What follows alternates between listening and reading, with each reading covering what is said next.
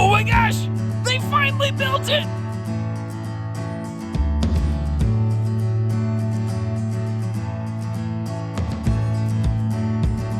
Hey everybody, Josh RV Nerd here, and I was not gonna let a little bit of snow stop me today. Not when we're getting the very first ever 274 RKS Freedom Express here. This thing is the business. I am so excited to see this. It's a floor plan that I originally suggested to Freedom Express like over almost 3 years ago now, and they are finally having a chance to get this thing into live production, and they nailed it. I know of 4 or 5 other companies that build a floor plan like this now, I'm not supposed to play favorites. I personally think this is the best executed of them I have seen. Here's why I say that. We are carpetless, even in the slide, taller ceiling, double Azdel, true queen bed, tall, nice big shower, direct facing entertainment, awesome storage in this thing. It has 3 pantries. 3! It's 3 pantries, 2 kitchens, and a partridge in a pear tree. It just, maybe I shouldn't sing. It felt right at the time. I don't know, I'm rolling with it. This is awesome. Now, a quick little housekeeping note. The camper we are specifically looking at today is a prototype. This is the very first of these to ever come out. This is not the final production model. I am going to tell you about some of the changes and updates that are expected to come through this. I've been talking with the factory. They're already working on version 2.0. In the meantime, though, since we suggested the floor plan, they said we feel it's right to give you guys the very first one that goes out there. And it's not just for show. This is for sale. It has full normal warranty. Understand, though, if you purchase this one, you're going to get the first one. There will be updates and theoretically improvements on the ones that come after that. So I want to be totally fair about this and give you those good expectations and showing you where this one shines and where it falls short, because, oh man, it does so many things so good. Like, you have a direct facing boardwalk and park place entertainment. You have an awesome kitchen, but the travel and access kind of sucks. I will try to reel myself in and be a little fair as we go, but being as this is a first of a kind, please tell me what you think about this one. And this is the time where if you have feedback and suggestions, there are things that maybe we could still feedback to Coachmen to have them catch before it goes into full-on, calendar year 22 production. Ooh, hello, sunshine. And, I mean, we already know what's going to happen, right? I told myself, hey, since this is just a prototype, just do a quick tour of it.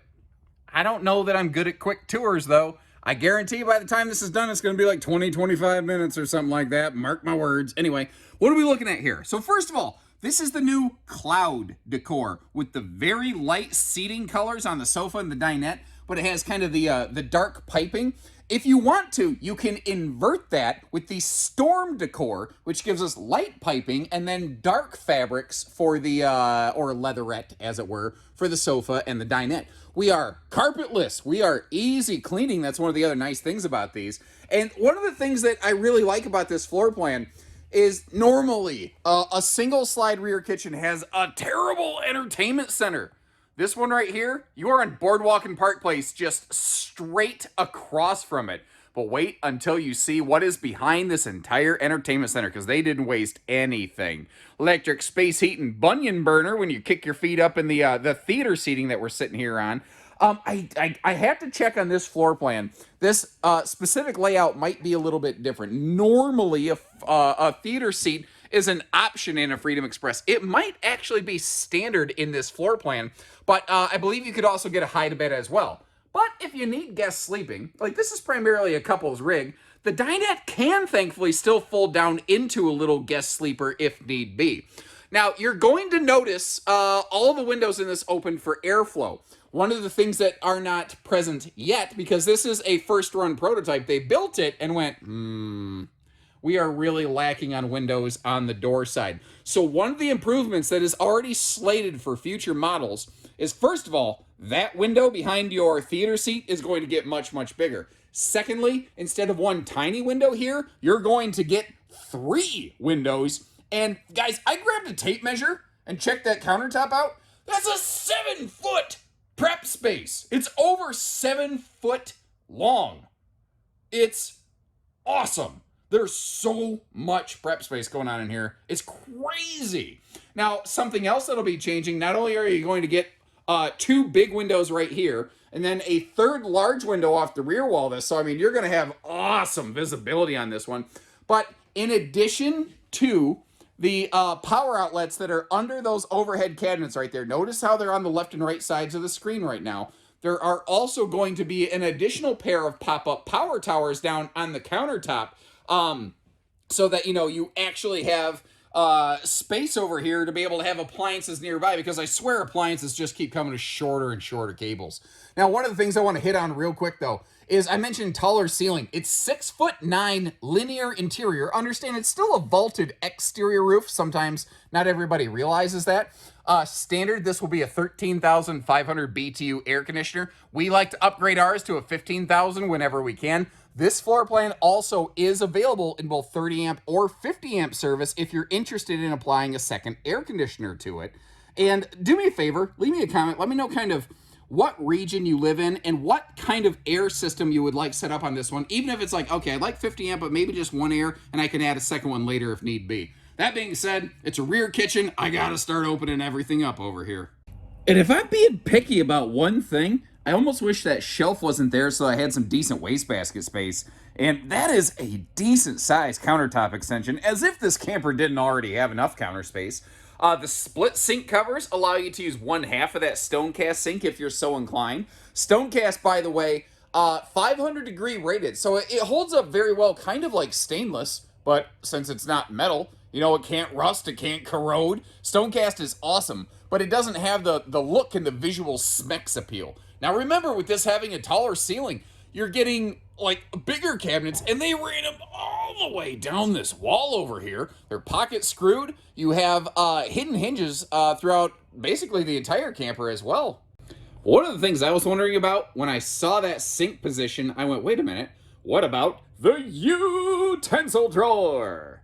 And Coachmen did not let me down. They still found a way to put that guy in here. Normally that wraps around under the sink, but since it doesn't, now we just have an extra long pocket here that I thought, oh man, that'd be perfect for like tongs and spatulas and things like that. Now down below, anywhere they could, they opened up storage cabinetry. Now you might notice that funky angle panel on the left-hand side. That's because that's actually protecting some of the plumbing coming from the sink. Some decent space down below the fridge, which I wonder if that couldn't be good, like, you know, pet storage. Well, not store your pets there. Here you go, Fido. But, what I meant to say is like pet dish storage. And this is commonly the case with a rear kitchen. Next to the fridge, you have a perfect place for a pantry. But hang on, because what if I told you that was literally the smallest of 3 pantries in this room? We're going to get to those in just a second. First, you got the free-floating Dynofa table. So if you want to take it outside with the other picnic table, you can. If you want to, say, you know, pull it in front of the sofa for Dynofa action, you can do that. That's a really good look at that carpetless slide system. But I feel like that. Now look at this. I mean, look at this. Look at this. I mean, the only problem with the storage behind the television is that you might have to go armpit deep to get to it. But, I mean, I am of the belief there's 2 things you will never get too much of in an RV. Not if we're being real with one another. You will never get too much countertop space, which this has a ton of, nor will you ever get too much storage space. But we're not done. Because look at that. I'm sorry if I'm a little over the top today. I feel like a kid in a candy store. I almost feel like a proud parent. Because again, this is a floor plan that I kind of had a hand in the theory of creating it. And it certainly wasn't my idea alone. But every manufacturer has handled this forward wall right here a little bit differently. And frankly, I think Freedom Express has done it about the best. Here's another cool thing though. I don't know if they realize there's an opportunity here. These are removable shelves. So if you want to put big stuff in there, that's cool. But I think that could also turn into a big coat closet or extra personal closet if need be. Every manufacturer has always really struggled on this wall. Some manufacturers have given us this funny little, like, only 6-inch deep storage bar. I've seen some manufacturers put, like, almost nothing there. I think Freedom Express absolutely killed it. But that's my 2 cents right there. What is your take on it? So a couple things. That is a wall hugger seat, so you don't have to wrestle it against the wall. I've got the chair closest to the door just kicked up, and then the one closest to us basically reclined as far as it goes. And especially once you kick your feet up, it really kind of organically pivots your head to a proper viewing angle. Because when we just sit here and look at this, the TV definitely looks high. Freedom Express owners, this isn't my opinion, the feedback I'm getting from actual owners say we thought that, but once we actually got the camper, we found out it actually worked for us pretty darn well. Another thing, I've already received word from the factory. Remember how I said, oh boy, that should be a nice little coat closet? Well, I called them and they said, well, guess what? Prototype 2.0, those shelves that are removable, there will be a hanging rod in there. So if you want to turn that into extra clothing or, coat storage, they're already on it, guys. Now, this bedroom and bathroom is something they've been using more and more through the Freedom Express series, and I'm glad to see it. One thing I want to point out, in the Freedom Express Ultralite, we do get only the 4-inch fart fan. Now, if you want to upgrade to a bigger fan, that's easy to do because the wiring's already there. When you get into a Liberty Edition, you actually get from the factory a big, fantastic fan, like with thermostatic controls and everything else. Now, with this having that taller ceiling and that nice rectangular shower, I think most American-sized people are going to fit in here very, very nicely. I like the little brick print on the back just to give it some kind of something, you know. And notice how they didn't put a vent in the floor next to the toilet or shower, which, they're good for catching, we'll just say, sprinklings, whether it's coming out of the shower or elsewhere. Porcelain foot flush stool, and there is some good room around that. That's one of the things I like about this. You know, dry weight on this is just under 6,500 pounds. You have to make sure you also factor cargo weight into that. But the fact is, a lot of lighter weight trailers are lighter weight because they're smaller. Freedom Express gives us full size while still maintaining a lighter weight. They fit big people. And once again, they're just killing it with the storage. Every room in this RV, frankly, even outside, this has more outside storage than a lot of multi-slide trailers that I've seen, and I love the fact that they actually gave us, frankly, 2 spaces if we wanted it. Now, I don't know why we would, but 2 spaces in here for wastebasket storage. Or you could just stack up towels or whatever you need in here. That being said, I'd probably put a wastebasket under the sink, and then I'd probably add a shelf or some kind of storage unit under that compartment. How would you arrange this in here? And then finally moving up into our bedroom, and then hang with us after that. We'll get to take a look at it in road mode with the slide closed. First of all, true queen bed. 60 by 80 true queen. No need for a spacer block, not a short queen, not anything weird. A question I've been suddenly getting with a lot of frequency on these is, do they have a king bed option? And at the time of this filming, no, they do not. So my question to you is, should they? And how should they accomplish that? Because if they go with a wider bed, they're going to have to shrink down the closets on either side of the bed, or potentially get rid of one and offset the beds, so that it's not centered in the room. So let me know kind of like if you would like a king bed, and then how would you like them to accomplish it, since something's got to give, Now remember, I said that these are available in 50 amp. You see that little sticker right next to that vent? That means the RV that we're in today has 50 amp service. So if you wanted a second air added to this, we most certainly could over here. Now, let's start taking a look at all the storage space here. Before we do that, though, I actually want to start by getting down. And I don't mean dancing, because that's going to be terrible. I am not going to be on Dancing with the Stars ever in my career. But both sides of the bed have household and USB plugs. It's just a little bit hard to see them. And this is something I really like.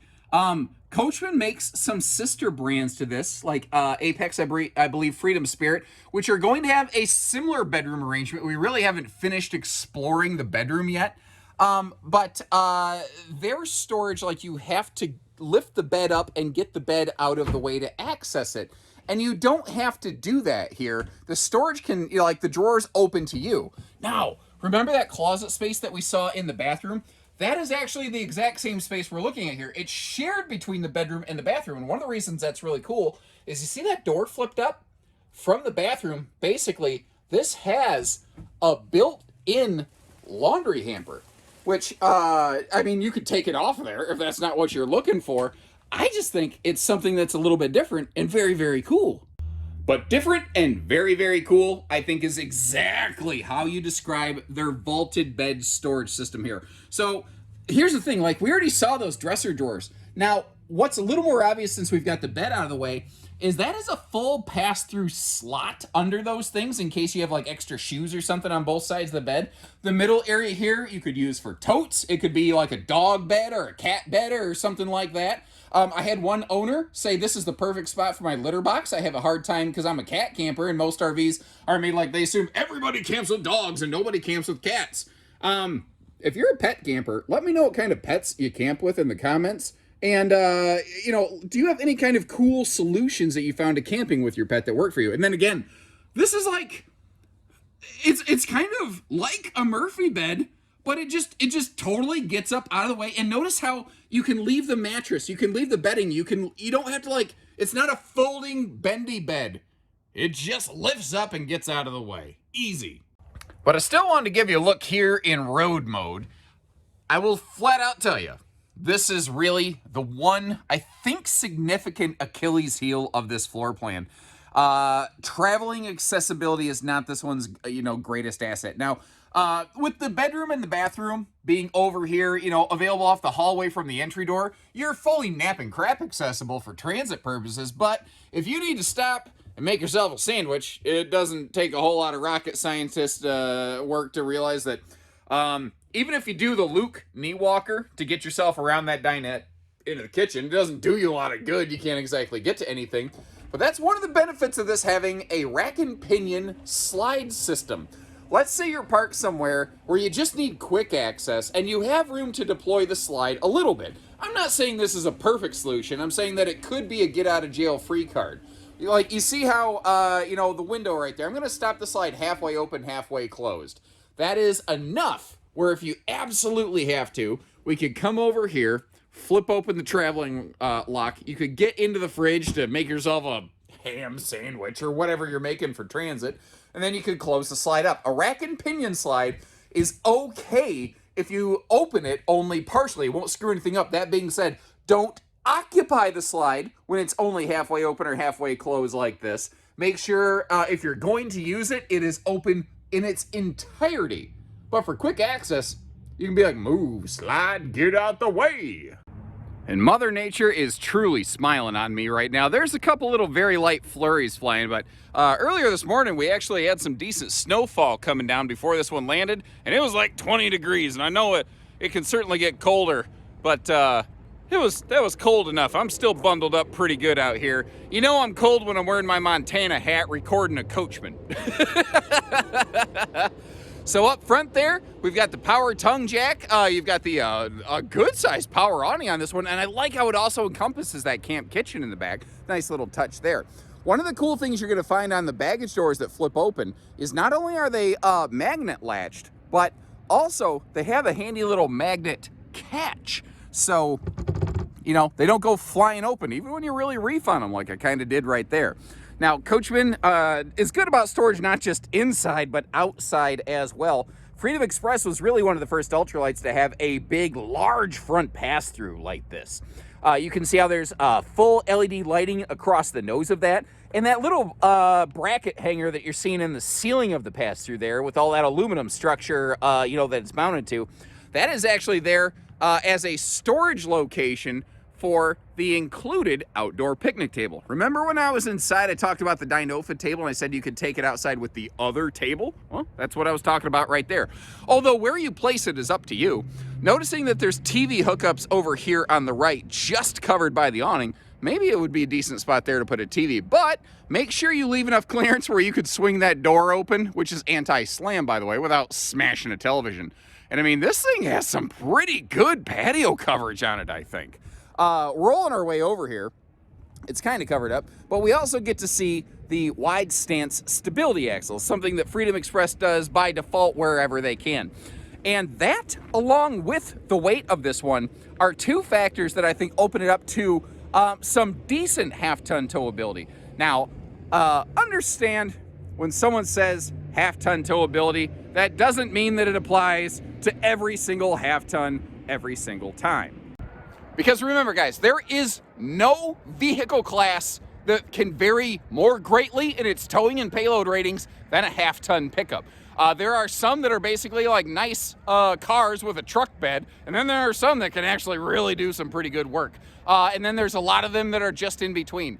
The weight of this and the wide stance axles help fight the length of this to make it more accessible to more half-ton pickups. Not every single half-ton is going to handle this one. I want to make that clear. If you don't know what your vehicle can handle, give our team a call. One of the things that we do is we investigate every single person's towing vehicle before the sale, because putting your safety first is always more important than making a quick buck.